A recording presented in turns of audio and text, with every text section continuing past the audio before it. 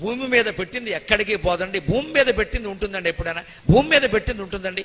భూమిలో తేడా లేకుండా హక్కులు చూసుకుని జాగ్రత్తగా కొనుక్కుంటే భూమి ఎక్కడికి పోదండి. ఇప్పటికీ భూమి మీద అమ్ముకున్నవాడు ఎవడూ చెడిపోడండి. ఆ భూములు కొనొచ్చు, మన దగ్గర పెట్టుకోవచ్చు. అత్యవసరం